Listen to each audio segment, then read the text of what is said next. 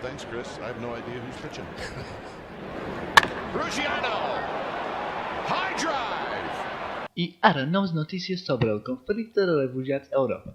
Més i més immigrants arriben cada dia a les nostres fronteres, majoritàriament de països com Iraq i Síria. No ho entenc. Si aquí a Europa no volen els refugiats, per què no queden a casa seva? Síria no pot ser tan dolenta. Per començar, tenen un temps molt millor que aquí, que allà sempre fa sol i poden estar tot el dia prenent-lo. I sempre quan aquesta mala gent tira bombes a les seves ciutats, simplement haurien d'obrir els seus parasols i d'aquesta manera desviar les bombes.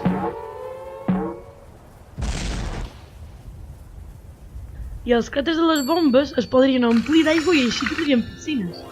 I tampoc hauran de fugir dels terroristes. En lloc d'això, podrien intentar fer-se amics d'ells i jugar jocs junts. Per exemple, els rifles i les granades se podrien utilitzar molt bé per jugar a béisbol.